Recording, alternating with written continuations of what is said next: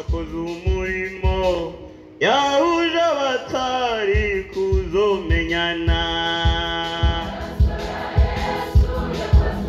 ye yahuje abatari kuzomenyana. Yesu ashimwe. Nabahaye mwiriwe mwese mu izina rya Yesu Kristo. Kandi ndayifuje Pasika nziza mwese. Ico mpamwe kwibuka icari ico Pasika. Yesu abahezagiye. Ngora umugabo yateye ikorasi hariya mu kora y'abagabo ayinterere nayihize ndaburijwe ndayibwira ko ndayihambye ariko kandi nayinterere kandi amazi bisa meza Yesu amuhezagiye nayinterere cyo tumakirira. Bamumpere mikrofone ayinterere tumwitabire. Numvise yoga gatoya. Amaraso ya Yesu niyo yadukoranije twari twaratandukanye dusubiye kubonana. Amaraso ya Yesu niyo yadukoranije. Umwitabire mwese uca musubira kure hirya iyo twazananye dusubiye kubonana. Amaraso y'umwami yadukoranije uje muri kahise niyo yadukoranije birashoboka ko bigenda kuno munsi twari twaratandukanye dusubiye kubonana. amaraso ya Yesu niyo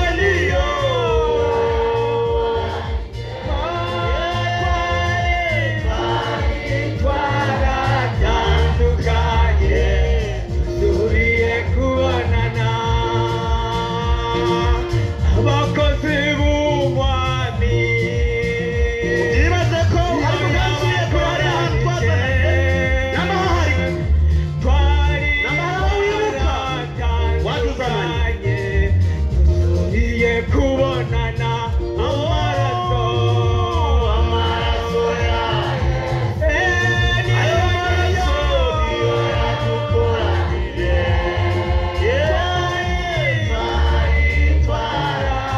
twaratandukanye dusubiye kubonana.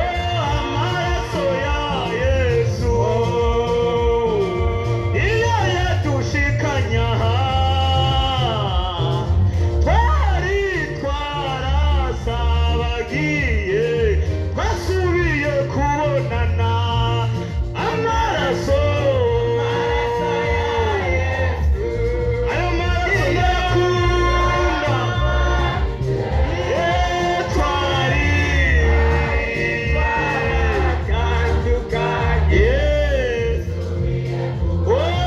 amaraso ya Yesu yadukuye aho twari tugoye atwiziza hasa n'ukumubona twasubiye kubonana.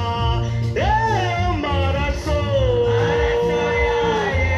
jewe ndayakunda twari twaratandukanye ariko noneho twasubiye kubonana. Yesu abahezagire. Ni ku mugoroba ntawota mu majambo ariko kandi nizi Mana ihabwe icubahiro. Mbega nawe uriga haheze ibinjana byinshi twibuka Pasika twibuka ibya Pasika. Yesu atugirire neza. Ntitukiri mu byo kwibuka ariko turiko turaha agaciro. Yesu ahabwe icubahiro. Mureke tureke kwibuka ko amajambo bagumye baradusomera imyaka myinshi. Jewe nkura baradusomeye kugera hangeze baradusomeye amajambo y'ibya Pasika ariko tuve mu majambo tubihe agaciro. Wibuka icyo amaraso yakoze ubihanje. Yesu atugirire neza. Nsomye bimbwira ngo twese twari twarasabagiye umuntu wese ajana inzira yiwe ariko aya maraso ngo acara twegeranye.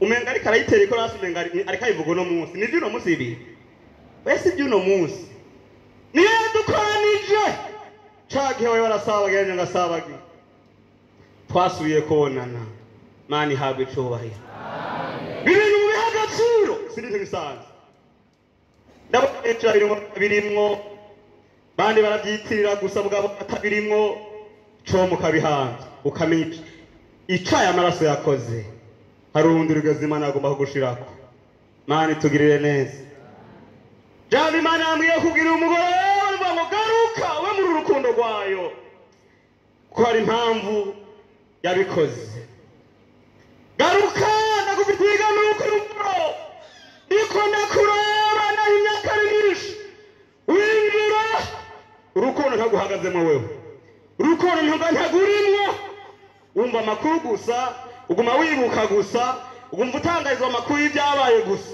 ico mukabihambye ukabibamwo Yesu atugirire neza ico mukicara muri urukundo birimbwira ngo itimanye umwana wayo mwangu ikamutanga ku bwacu ngo izowurite kutugabira byose kuri yibutse urukundo gusa umwana wawe yagaragaje Yesu atugirire neza yibutse aho umwana wawe yaciye Yohani turiko turumva ahantu abyihweza yararize cane hori muri ndya birinde ngo arayira cane abonye habuze uwoza kwemera iyo mibabaro Yesu atugirire neza ariko Imana mu rukundo rwayo iheba umwana wayo ikunda biringa ngo yari ari kinege ariko iramurekura kabisa yahumirije irakuba umwana wayo ndabona ifise agashavu kenshi ifise agashavu kenshi yoko guhona wahangara umwana wayo kuko biciye mu bise vyiwe ibona abana bayo benshi bavutse mu bise vy'uwatwitangiye erega ntibona Yesu gusa ariko n'abavutse baciye aho hantu irababona ifise agashavu kuwo kwihenda akitiranye akahangara uyu muntu yicaye mu rukundo rwayo ndabona rero benshi bakicaye aho hantu bari inyuma y'urwo rukundo ariko kandi bagwiyitirira dusoma amajambo y'Imana turi iminsi yo kwibuka ariko numva bincanga ko maze iminsi niko ndigishwa kuri urukundo rwa Yesu mu nkundire ndabivuga nyene numva nkwema mbwira kubivuga ariko kandi tuko turibukanye rero twaravyibukanije ivy'imibabaro yagize urabizi kandi hari imyaka myinshi iheze bakubwira ivy'imibabaro nyene sukuri none no mwaka uheze wari wabyumvise ivy'imibabaro Yesu yagize ariko yambwiye ukwibutsa ko hari impamvu yatumye kuri umwana wayo Yesu abahezagiye dusome reka duhere ngaha mu butumwa bwiza bwa Yesu Kristo ko bwanditswe na Yohana kandi ntaho dutera ko ni ku mugoroba ntavugiramwo byinshi uhagira porogaramu zindi zipfa turasa nabihuta ariko twibukanije bikeya Yohana 3 ego ngishaho ca 3 ni rya jambo nyene uzi twama twarisomewe ariko kandi kugira ngo nitwumve kara amajambo y'abantu twongere tuhanyure 14 ariko twakeneye umurongo wa 16 mugateye ku wa 14 nimero z'urupapuro ni 106 soma izina rya Yesu 3:14 kandi uko Mose yamanitse inzoka mu bugaragwa ni ku mwana w'umuntu akwiye kumanikwa ngo umwizera wese ahabwe ubugingo budashira kuko urukundo Imana yakunze abari mw'isi ariko rwatumye itanga umwana wayo w'ikinege ngo umwizera wese ntazapfe rubi ariko ahabwe ubugingo budashira Imana ihabwe icubahiro tumanuke kandi gatoya tujaha turagaruka gatoya kuvuga ko bikeya Luka 23 tugerageze kuziga mu mwanya Luka 23 nimero z'urupapuro ni 100 twihuse dusome hane majambo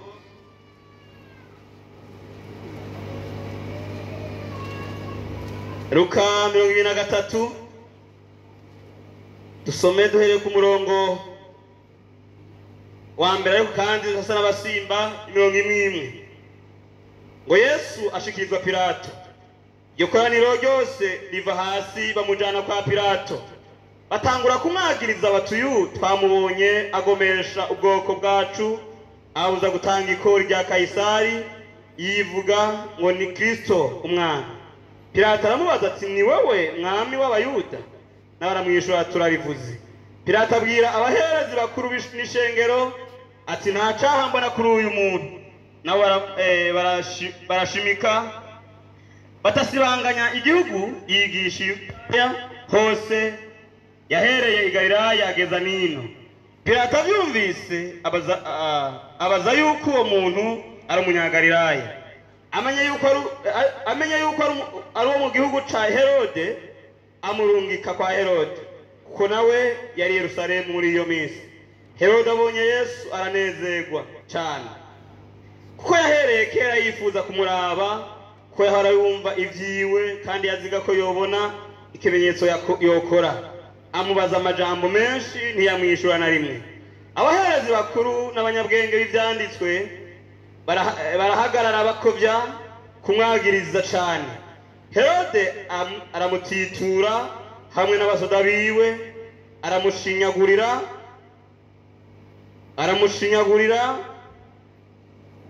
Herode aramutitura hamwe n'abasoda biwe, aramushinyagurira maze amwambika impuzu z'inyambarabami amusubiza kwa Pilato. Herode na Pilato bacabuza uwo munsi nyene kuko bari basanzwe bankana. 13 Pilato akoranya abaherezi bakuru n'abashingantahe n'abantu, arababwira ati mwanzaniye uyu muntu ngo agomesha abantu. None jewe namucurangurije imbere yanyu, nta cyaha mbona kuri we kubyo mwamureze. Na Herode nuko kuko yamudusubije kandi raba naco yakoze gikwiye kumwicisha. Yesu atugirire neza kandi Yesu ahabwe icubahiro. Ego tumaze gusoma aya majambo, aha jambo twahera ko ijambo rivuga ngo Imana itanga umwana wayo, ariko kandi mutanga ifise intumbero. Yesu atugirire neza. Nibyo turiko turibuka ni imyaro Yesu yaciyemwo, ari gutituwe yaratituwe, ari kubikora yarakubiswe, mbere y'ababazwa biteye ubwoba. Ariko kandi hari impamvu yariko aratitu, hari impamvu yariko aca ahantu hameze uku, hari impamvu Imana yayemeye kumutanga. Aho twahereye avuga ngo icatumye Imana itanga umwana wawe w'ikinege kwari kugira ngo umwizere. Abana yibutsa ngo nk'uko Mose yamanitse inzoka mu bugaragwa abayiraba bagakira, ngo niko n'umwana w'umuntu, mwana w'Imana azomanikwa kandi ngo kwikegereka amahanga yose. Yesu atugiriye neza. Aravuga ngo nico gituma Imana yemeye kumutanga kugira ngo ababazwe atangwe abikimazi kugira ngo umwizere. Byari binezereje Imana kwiyumvira ku muntu, yari yejeje guha agaciro umuntu. Ubu nabyibaza ngo byagenze gute, mbese Imana byibaje ko gute ko yakunze umuntu hafi kumwinganira, ko yamugereranyije n'umwana wayo ari we yarekuye. Yesu atugirire neza. Ariko kandi hari intumbero biribwira ngo Imana ikira mu muntu yamwishushanije, hari impamvu yamwiyumvira. Yesu atugirire neza. Naho mubona bamwe bari inzobe, abandi bakirabura, abagufi barebare, abasukundi, bose bari mu ishusho y'Imana. Nta muntu yaremwe uwundi, nta muntu yaremwe n'uwundi, nta n'umuntu yiyumviriwe n'uwundi ngo abeho. Yesu atugirire neza. Usomye Bibiliya mu itanguriro ry'umuntu, Imana yiyumviriye ku muntu. Umuntu abaho mbere yiyumviriye kumugwizira mugwiza. Yesu atugirire neza. Iki gituma Imana imwiyumvira ko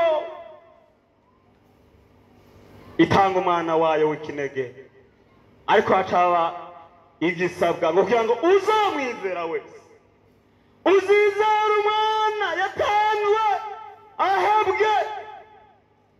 ahabwe ubugingo budashira, biringira ngo ntazopfe rubi.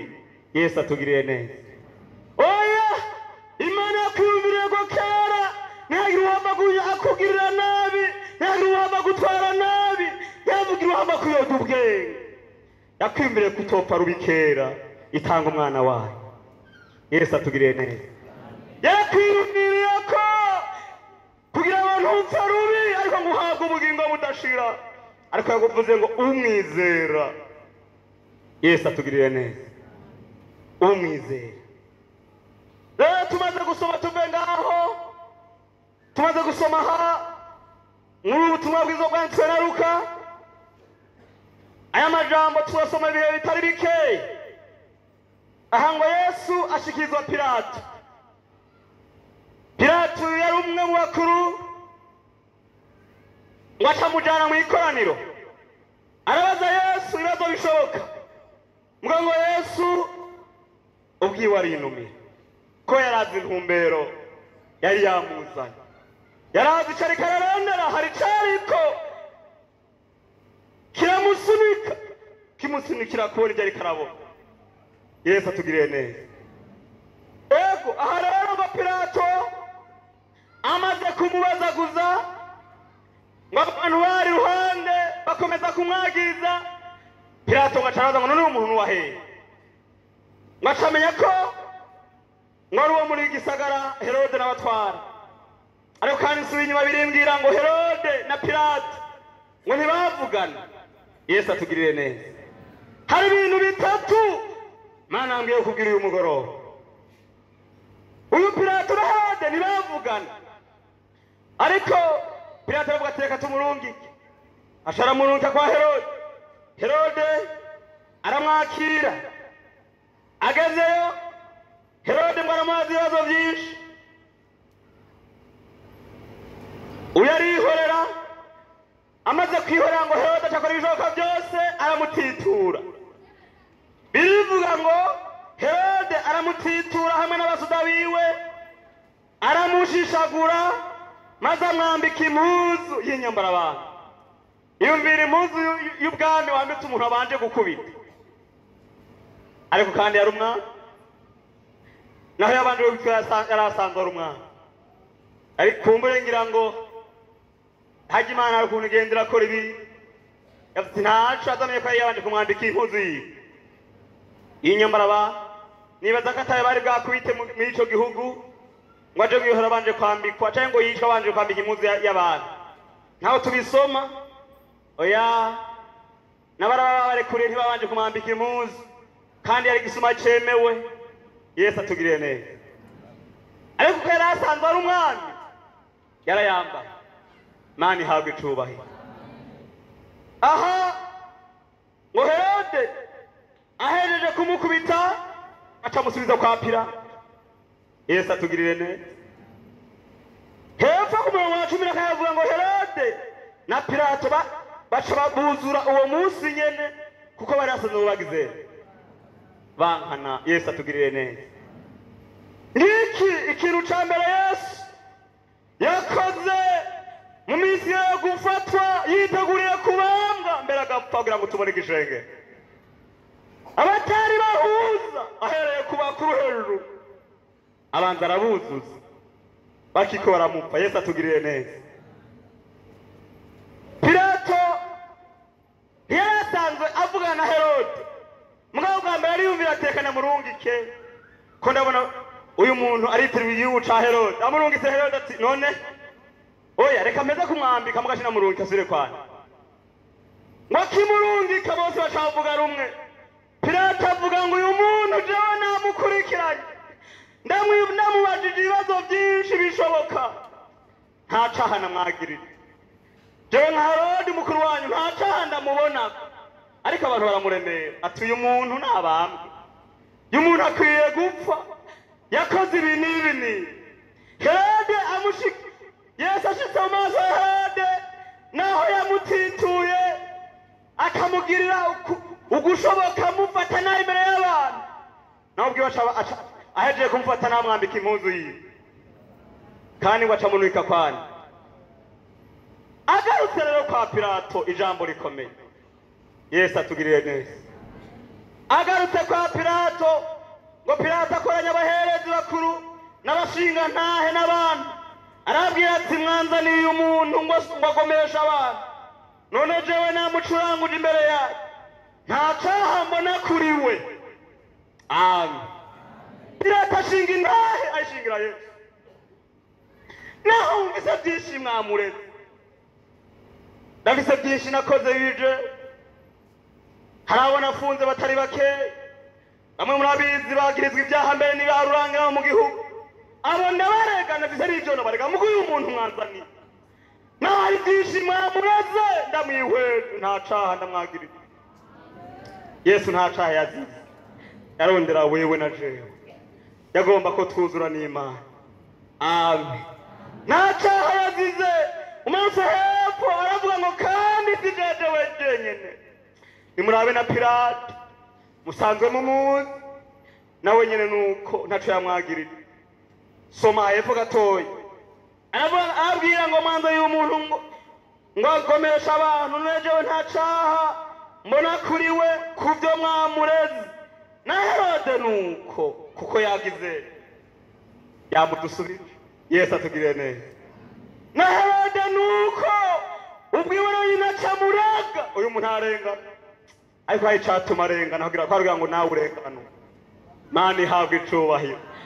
Kwarugira ngo uyu munsi urenganurwe witirirwa ijambo, ndivuga ngo numwizera ntuzopfa ruba. Amen. Aravuga ngo na Herode nuko yamudusubije kandi reba ntaco yagize, ntaco yakoze gikwiye kumwicisha, ntaco yakoze co mwicisha. Ababwira ukuri, ariko bimbwira ngo barakomeza kumwinginga, maze ngo abonye abantu bamusagirije abura uko abigenda.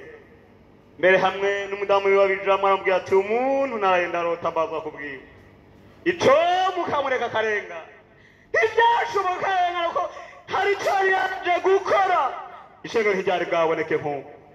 Mani ihabwe icubahiro. Ntihari bwaboneke, sinari bwaboneke, twari tugisabagiye barukiri muri ka gahinga. Iyo nari nkigorewe nihari ukigorewe. Naho Herode yari yamenye ko ataco mwisha gihari, na Pilato akabibona, na mukiwe akabaza kubwiwe, byari ngo kwabazwa kugira ngo tubone kuba. Yesu atugirire neza. Aha rero ibyakurikiye, Pilato aravuga ngo ntakure, jewe ngomba nkarabe kugira ngo amaraso y'umuntu agororotse ntazonkurikira, kandi ngo azobahame mwebwe n'abazobakomoka. Abantu barabyemeza ataradukora, twe n'abana bacu mbere. Imana utabare cane. Hari igihe abantu bemera ibintu batazi. Amaraso ariko avuga ngo azobakwe, ntibari bazi ingename, bari bazi ngo namwe ava abandi bose basanzwe. Ariko nakubwira ikimazi c'ayo maraso ataranasasaka, ego Pilato ahuza na Herode umuntu umwe, ahuza inama aravuga ati umuntu aco tumureka. Yesu atugirire neza. Ico mbere cazanye Yesu kwari ukongera kutugarukana akaduhuza. Mani ihabwe icubahiro. Ico mbere cazanye Yesu, icatuma Imana itanga umwana wayo. Yarabonye nyene twari twarasabagiye ivuga ati abantu mu kubegera nta kindi coshoboka nuko ndekura ubwambwe isanzure akabiyegeraniriza. Yesu atugirire neza. Ico ni ca mbere yakoze, ahuza abantu ahereye mbere ku bakuru ngo bacabuze uwo mwanya nyene, kandi ngo bari basanzwe bankana. Ariko igaruke ngo mfite uyu munsi nuko wose uza hamwe na wawe mwe mwankana bitari bikwiye. Yesu atugirire neza. Ega amaraso nico yaje gukura. Ijuru turone ni rimwe, nta majuru abiri ahari. Reka tubanda. Ijuru turone ni rimwe, naho byakunaniye Pilato na Herode babaye umwe, atamwanya uhaci ko Yesu yaramaze kuhashika. Yesu atugirire neza. Tumanuke hepfo gatoya, twari duciye ngaha ariko hari icima nambwiye kugira dusome mu cete ca mbere ca Yohana. Simpave sanga ntwaye umwanya, twibuze dusome n'urupapuro rw'amajana 273 ntiduteba gose ducaho icete ca mbere ca Yohana duhere ku n'igice cyaho ca kane turahera ku murongo w'9 nkubwira icima nambwiye kubwira uyu mugoroba kane duhere ku murongo w'9 dusome mu izina rya Yesu icete ca mbere ca Yohana igice cyaho ca kane some duhere ku murongo w'9 havuga ngo iki nico caseruye urukundo rw'Imana muri twebwe nuko Imana yarungitse umwana wayo ukinege mw'isi kugira ngo duheshe ubugingo nawe iki nico kirimwo urukundo suko twebwe twakunze Imana ariko nuko ariyo yadukunze igatuma umwana wayo kuba impongano y'ibyaha byayo abankunda ku Imana yadukunze icyo natwe dukwiye gukundana nta wigeze kubona Imana dukundanye Imana iguma muri twebwe no kuyikunda kuba guhinguriye muri twebwe Yesu natugirire neza Yesu atugirire neza aha naho n'aya majambo yanditse muri igicete ca mbere avuga ngo iki nico kitumenyesha urukundo rw'Imana muri twebwe nuko Imana yarungitse umwana wayo w'ikinege mw'isi Yesu atugirire neza niki kitumenyesha urukundo Imana irukunda Kristo Yesu iramutanga kugira ngo duheshwe ubugingo nawe yakoze ikintu kimwe cyatangaje amarayika gitangaza ibinyabugingo abo bari benshi yari imico y'abantu benshi ariko yewe umwana wayo w'ikinege kugira ngo duheshe ubugingo n'uyo Yesu ahabwa icubahiro tubavuga ngo ico nico kiri mu rukundo suko twebwe twakunze Imana oya siwe wakunze Imana sinajewe nakunze Imana ariko yahevye umwana wayo w'ikinege ikunda iramutambira ngo duheshe ubugingo kubw'uyo Imana ihabwa icubahiro ariko uyu munsi hariko bayitwara ukundi hebo babwira ngo nico gituma bene data abankunda ko Imana yakunze icyo yadukunze icyo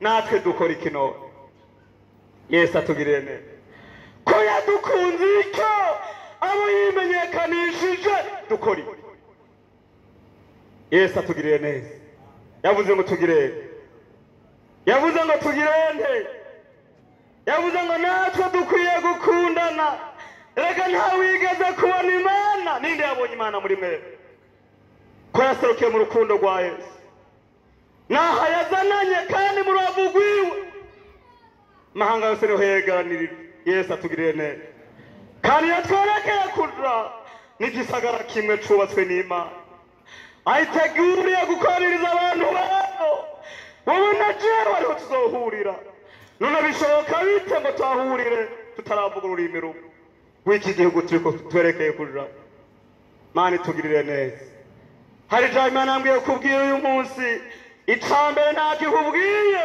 yaje guhuza abantu kugira ngo bakoranize mu gihugu kimwe Yesu atugirire neza aha naho aravuga ngo arico ikirico case urukundo rw'Imana muri twebwe Imana yatanze umwana wayo w'ikinege kugira ngo muri wo duhabwe ubugingo budashira kandi ico nico kimwe cerekana ko Imana dukunze si wayikunze sinaje nayikunze none rero dukwiye gukundana ngo kuko ntawigeze kubona Imana dukundanye Imana igaragara muri twebwe Yesu atugirire neza Yesu atugirire neza aravuga ntawigeze kubona Imana dukundanye Imana iguma muri twebwe no kuyikunda kuba guhinguriye muri twebwe Yesu atugirire neza nta kindi Imana igomba mu bantu bayo abo yimenyekanishije imbere y'abandi iragomba ko tubumwe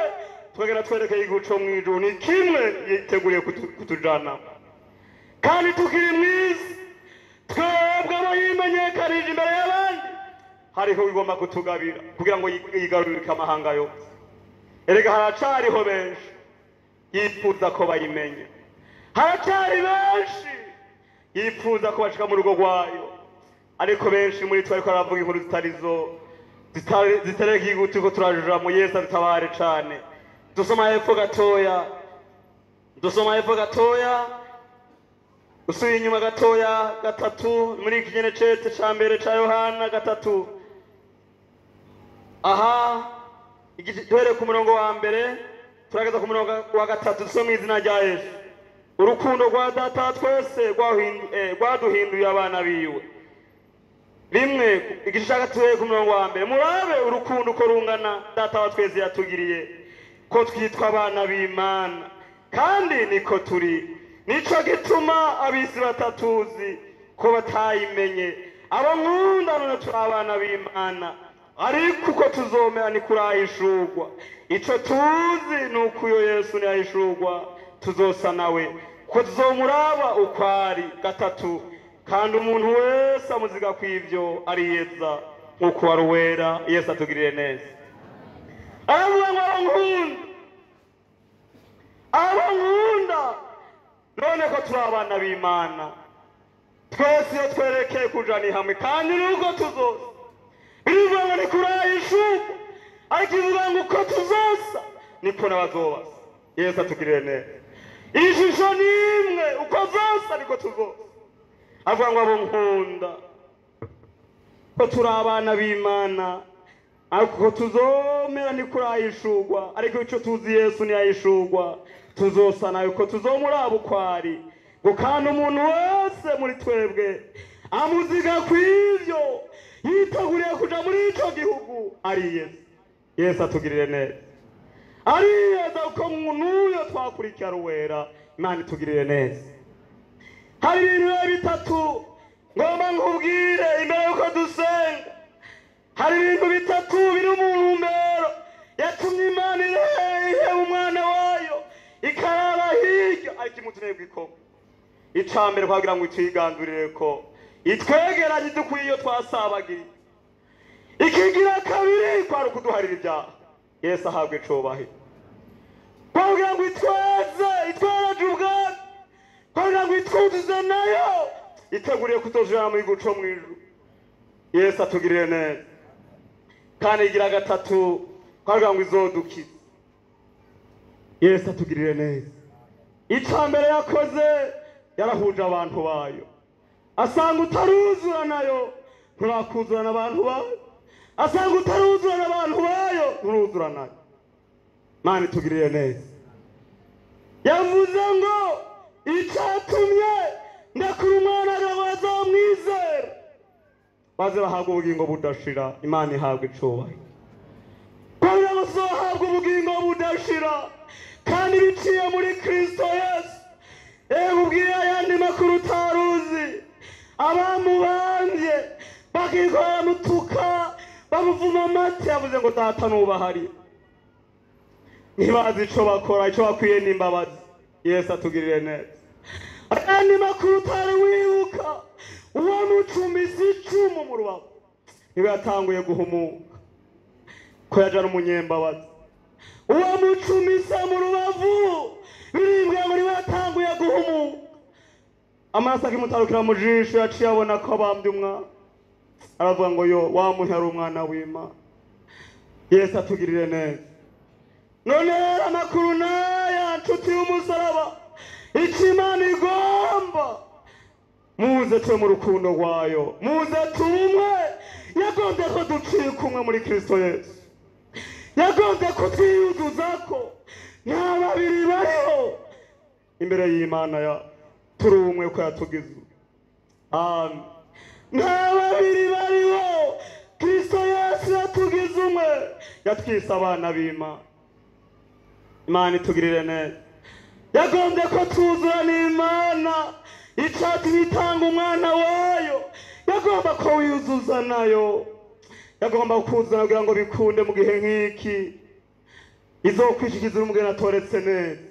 Ico imibabaro Kristo Yesu yaciyemo, ico turiko turibuka bigahugaruka na mu rukundo rw'Imana. Hari impamvu yakoze ivyo. Yagomba kwiyegereza kugira ngo ushikire umugeni atoretse neza. dusome tuje turangiza aha Yohana nyene kabiri muri iki cete nyene ca mbere ca Yohana kabiri ku murongo w'icenda. Hari igihe umuntu ajana ibintu kutariko kavyitiranya, ariko ngomba ngukure ku nzira canke nkurangira icoba ciza. Nkurangira icoba ciza uyu mugoroba. Birashoboka hari ivyo wakoze utabizi. Kabiri ku murongo w'icenda. Naha nyene ku rupapuro rw'amajana 72. Uvuga ko ari mu muco akanka mwene data wundi abakiri mu mwiza nabugingo n'ubu Yesu atugirire neza. Naya majambo y'Imana bayumvise Yesu abahezagira. Uvuga ko ari mu muco, uvuga ahagaze mu rukundo rw'Imana, akatumva to kwiyegereza mwene data wundi aracari mu mwiza. Uvuga ko ari mu rukundo rw'Imana, akumva to rusangano bavukana bari kwajana mu ijuru aracari mu mwiza. Niritangazo ngutangarije atarana banga yahuje Pilato na Herode, atarapfa yikoranije kamahanga aravuga ngo bahariyo ntibazi ico bakora. Inyuma yaho yagiriye imbazo umucumisi 10 abaye batangura gukiza no gutabara. Yesu abahezagira. Mbega none kuri mu vyitirira uhagaze mu rukundo haragomba kugushitsa nuhagara mu rukundo rwawe. Nuhagara mu rukundo rwiwe haragomba kugushitsa. Icombo uyu mugoroba ntuvyumve gusa, nihumva imyaro gusa, ariko wumve n'intumbero yarafise. Yagomba ko tubana nyakubana nk'abavukana. Yagomba kutuvukanisha shengero nimwe mahanga yose. Ijisho nimwe Kristo tuboneramwo ni Kristo Yesu. Ijisho nimwe Imana ituboneramwo ni umwana wayikunda. Ayiturabya ni mu rubavu nta handi hantu. Comuka muri urwo rukundo ukumva ko barambabaye ukanezerwa nezerewe byoba vyiza. Naho ntiyagombye kudushikana ariko sindabizi uyu munsi. Ndabona benshi muri ino misi hari ivyaremwe mu mitima yawo, hari ivyo bitiramwo abandi bakumva umengo ntibobihanda, hari ivyo barekeye umuco umwe abandi babihundi muco, hari ivyo bitiriye bamwe abandi bavyitirira abandi. Suko Imana imeze yimenyekanije hose kandi igambiriye kugira neza bose. Yesu abahezagire. Turinde irya kantike baturongoje uyu mugoroba. Numvise Imana igarukana bijya gitero ca kane ca gatanu. Uyu muntu agomba kuba mu rukundo, yumva yoga mu rukundo rw'Imana. Hari ivyo wakoze kuba gukebana, hari amasengesho wasenze atari mu rukundo rw'Imana. Nuhava yitirira bimumaze mu imisi, ngo jewe mara imisi 2-3 ndasenga bigakunda. Oya sivyo Imana igomba, iragomba kwikora mu rukundo, iragomba kuhagarara mu rukundo, iragomba kwiyusenza usenga mu rukundo. Abenshi bayitirira amasengesho bamara iminsi myinshi, bandi bayitirira imiryango baje bavamwo, bandi bayitirira ico Imana yabagize mu ngoro yayo. Ariko sivyo igomba kubona mu uyu munsi, iragomba kubona mu rukundo rwayo. Ruba warutakubabaje, Imana agomba kumva warundi, Imana agomba kumva wagira imbabazi umuntu atarazi gusaba. Imana agomba kugira urukundo mu mutima rushika aho uwundi atazi gusabye imbabazi ukamusangiza imbabazi. Yesu atugirire neza. Imana agomba kugira imbabazi zishika ku muntu atazi gusavye kugira ngo hagare mu rukundo rwayo. Niri tangazo ngufitiye Yesu aguhezagire. Kanike twaririmbye y'amajana 41 igitero ca kane ca gatanu. Ririmba ico gitero cyo nguhakaza. Nuharura iminsi umaze uri mu ishengero ry'Imana. Ndabona hari ivyo wakoze byo kwirengagiza mwene data.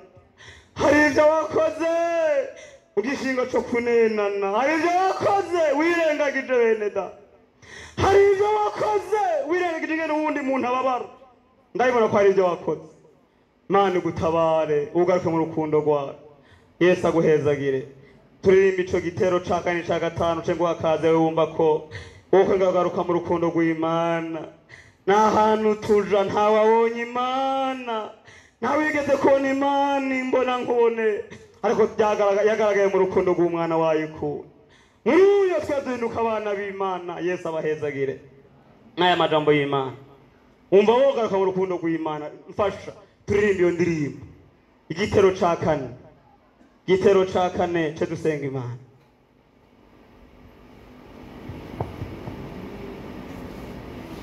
Ni ca gatanu 2:41. Umve Yesu avuga ati mwana wanje nakunze. Igitero ca kane ni ca gatanu cimakaza unavuga ati byukuri ya kumwe niyumvira si iby'abana b'Imana, kumwe ngenda si iby'abana b'Imana. Bimwe nakora nabikoze bwo kunenana, nabikoze bwo kwirengagiza bene data, nabikoreye mu gwanko, ariko Yesu atarana bangwa yahuje bari bankana. Birimba ico gitero ca kane ca gatanu. Umve Yesu avuga ati mwana wa ushaka umwe wicaye, ariko nagutangarije ivyo nobivuga ukuja nabivuga ukundi, nobihambya ntobihambya. Bimwe wakora wirengagije mwene data, bimwe wakora utabaye mwene data, Imana yarabibonye. Ingo ikuze nayo, ingo ndagutangarije, garuka mu rukundo rw'Imana. Ugomba usigara wicaye, ariko ndagutangarije ibi. Kiza ninde yokwemera Imana ikamutabara? Oya niwagwanira Imana ahubwo ariko urayigwanya, kuko ibikora byose biri mu rukundo rwayo. Ntabwo yirengagiza abantu. Oya ntabwo yirengagiza uwayicumise, muravu yagiye kimukiza. Ingo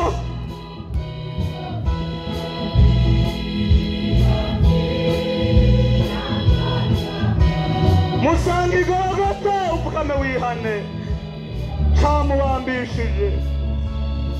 Ndakubona hari ibyo wakoze. Ewe wa musore we, hari ibyo wakoze, kuko rutari ukunze uriya muntu wabikoreye.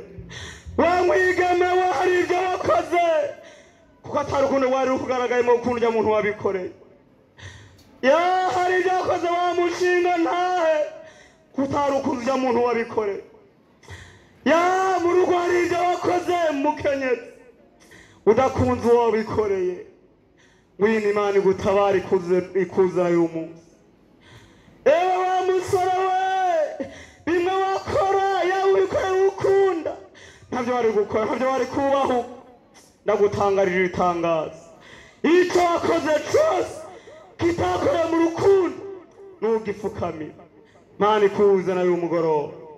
Yesu avuga ngo mwana wanje nakunze, shankuye mu ijuru nukuguhugira. Ewe mushinga ntahe, bimwe wakora mukenyezi, bimwe wakora umve ntiwitiriwe Imana. Warabikoze uko ubize mu bwenge bw'iwawe, warabikoze ko uri kurabikoranye kuvyumva, ariko ntabwo ari Imana ari kurongora. Ndabona ko wabikoze uko uvyumva, ndabona ko wabikoze uko ubigomba, wabikoze utari urukundo ubikoranye. Wowe ufite icyo wakoze atari urukundo ugikoranye. Imana igutabara uyu mugoroba, wibuke aho yagombye gushikana.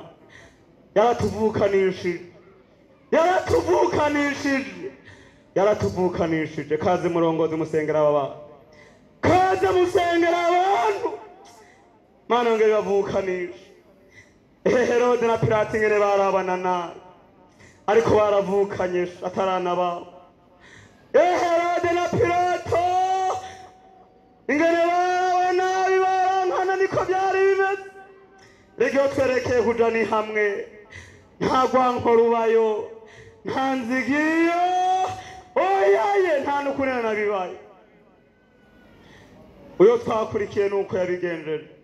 Kaze musengera aba, Imana bagarukane mu rukundo rwayo, Imana basubize mu rukundo rwayo, Imana bagirira imbabazi.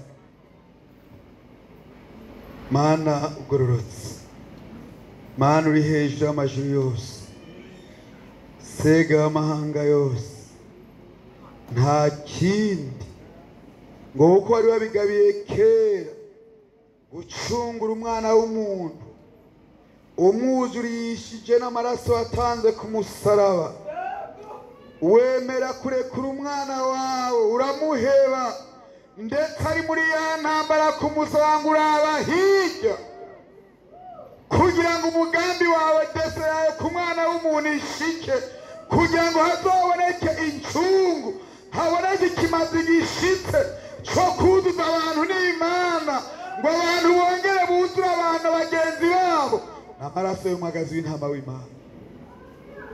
Nico gituma mwami abantu bumvise ijambo ryawe baratsinzwe kuno mugoroba, baramenye ko bitagenze neza, baramenye ko batagumye mu rukundo rwawe kwanda bangu wanka mwene data wundi n'umwicanyi n'ukuri kw'Imana ikuri muri we. None rero mwami Yesu ko bahunze uburake bugiye kuza baremeye guca bugufi kuko watanze umwana wawe uricarwa cihanganiye ishengero uracihanganiye abari mw'isi ubihanganiye ubacishije amaraso y'umwagazi w'intama w'Imana. Ariko umunsi nzamba yavuze imbabazi zo bazashitse aba rero bumviye ijambo ryawe bagiriye imbabazi beza ubatunganye amaraso y'umwagazi w'intama utagira agasembwa ngo na Herode yarabivutse na Pilato arabihamya ngo none ko Herode amusubije kandi nanje narinzi ko amutsindisha umusohoye hanyuma ngo nimugere mu mwibambire mwe mushyiriwe kumwica nabo barisha ngo ega nta cagezwe dufite cyo kwica umuntu. Ariko undi mwanditsi yavuze ngo hoho niwe wamutanze wewe niwe wamwishe kugira ngo ibigari bitaja bya benshi bivaho kugira ngo azaboneke mu kindi gihe afise abandi bene wabo benshi. Nico gituma bari mu rukundo rwawe baremeye baraciye bugufi reka amaraso ya Yesu Kristo yoze ubuhumane bwose imyenda yose imbuto zose zabashe izi mbuto z'urwango imbuto zo kwifata ubutariko imbuto zo kuvuga nabi imbuto z'amacakubiri ubundi imbuto z'urwango gusa. Erega byari byaramonogoje Pilato na Herode byari byarabishe urupfu rubi. Ariho ngo uyu munsi ongera uhariye Mana, hari abantu bawe uri Imana y'imbabazi. Turagushimira urukundo rwawe watanze umwana wawe ngo umwizera ntazapfe rubi. Barakwizeye barizeye ijambo ryawe kuno mugoroba bahariye ubeze batunganye barako bakinishwe nawe urakoze kuba hari tubisabye gucyo mu izina ry'umwami Yesu tubisabye amen. Muri urwo rukundo ishoboye kutugirira neza, yagiriye neza warahejeje gucumita umwana wayo tweho twaje kuyizera kutugirira neza birayinezereza. Muhaguruke ushobora kumaza iminsi urwaye cyangwa bisigazo kikuraje ishinga kikugaritse umutima wama nkongere nkubwire ngo uhagarare mu rukundo rw'Imana. Itimanye umwana wayo yiteguye kutugabira byose muri we. Amen. Itimanye umwana wayo yego yiteguriye kutugabira byose muri we. Hagarara mu rukundo, hagarara muri urwo rukundo, hagarara muri urwo rukundo, hagarara muri urwo rukundo. Wizeriye Imana twakurikiye, umwizera azohabwa ubingo budashira. Kaze mwarimu Francis, kaze musengera abantu b'Imana.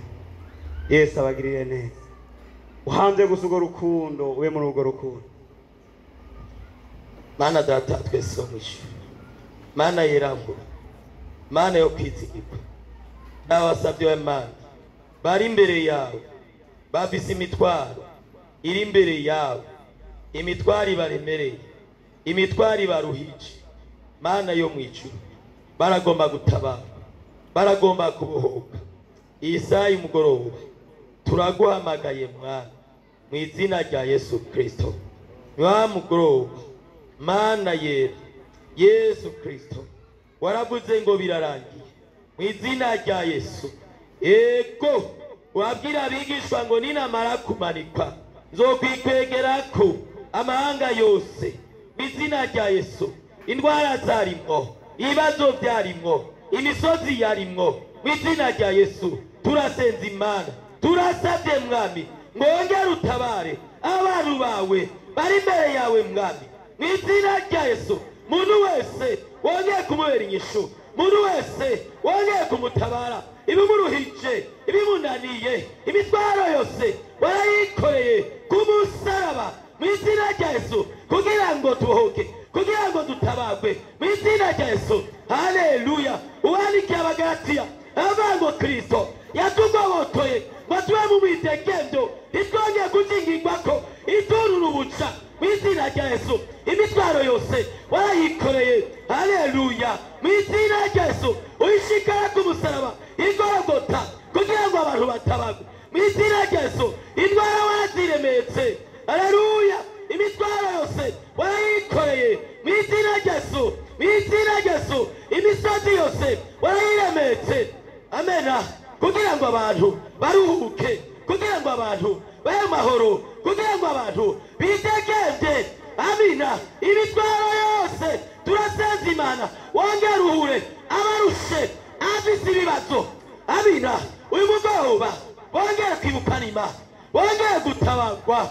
Uwajana afise ikibazo, uwajana afise umutwaro wari umuremereye, turasenza Imana, Imana y'ububasha, Imana y'ubushobozi, Imana itabara, Imana ibohora, Imana yumva, Imana yishura, Imana ikiza abasavyi bayo.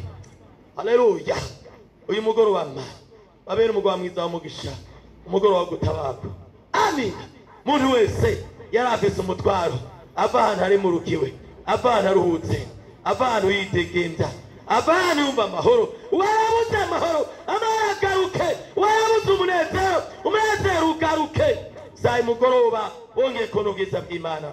Urakoze Mana ko byose byumvise mu izina rya Yesu Kristo. Amen.